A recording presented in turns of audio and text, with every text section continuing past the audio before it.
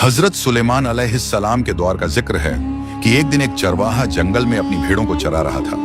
तभी अचानक एक भेड़िया उसके पास आया और बोला, मुझे इन भेड़ों में से एक दे दो। चरवाहा चौंक गया और बोला, ये भेड़ें मेरी नहीं हैं, ये तो हजरत सुलेमान अलैहिस्सलाम की अमानत है, मैं तो सिर्फ रखवाला हूं।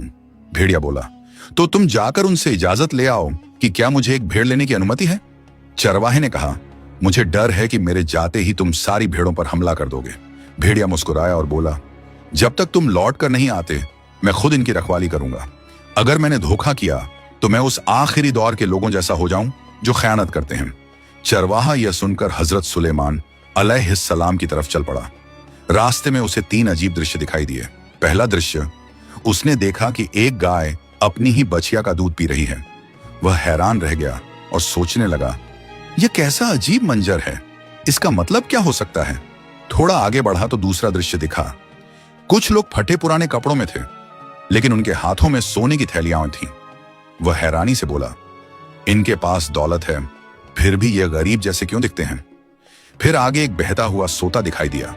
प्यास से बेहाल वो पानी पीने के लिए झुका, मगर तेज बदबू ने उसे पीछे हटने पर मजबूर कर दिया। वह सोचने लगा, बहता हुआ पानी और इतनी बदबू, यह भी कोई रहस्य है। आखिर वह हजरत सुलेमान अलैहिस्सलाम के पास पहुंचा और भेड़ी की बात बता दी। आपने फरमाया, ठीक है, उसे इजाजत है कि वह एक भेड़ ले सकता है। चरवाहे ने कहा, हुजूर, रास्ते में मैंने 3 अजीब बातें देखी, उनकी हकीकत भी बता दीजिए। आपने फरमाया, पहला दृश्य उस समय की निशानी है जब कुछ माएं अपने ही बच्चों को गलत रास्तों में धकेलेंगी अपने फायदे के लिए। दूसरा दृश्य उन लोगों की मिसाल है जो हराम कमाई से माल इकट्ठा करेंगे मगर उसमें बरकत नहीं होगी। तीसरा दृश्य उन लोगों का प्रतीक है जिनका बाहरी रूप बहुत नेक दिखाई देगा, लेकिन उनका दिल दुनियावी लालच से भरा होगा। यह सुनकर चरवाहा कांप उठा और बोला, मैं ऐसे दौर के फितनों से अल्लाह की पनाह चाहता हूं। वह वापस लौटा तो देखा कि भेड़िया सचमुच भेड़ों की रखवाली कर रहा था। उसने कहा, हजरत सुलेमान अलैहिस्सलाम ने तुम्हें इजाजत दे दी है कि तुम एक भेड़ ले सकते हो। भेड़िए ने भेड़ों को गौर से देखा और एक कमजोर बीमार भेड़ को चुना। चरवाहे ने हैरानी से पूछा, तुमने यही क्यों चुनी। भेड़िया बोला, क्योंकि यह अपने रब की याद से गाफिल थी।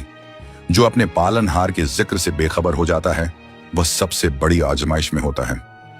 अगर कहानी ने दिल को छुआ हो तो इसे लाइक करें, शेयर करें और फॉलो जरूर करें ताकि ऐसी ही इब्रत भरी कहानियां आप तक पहुंचती रहें।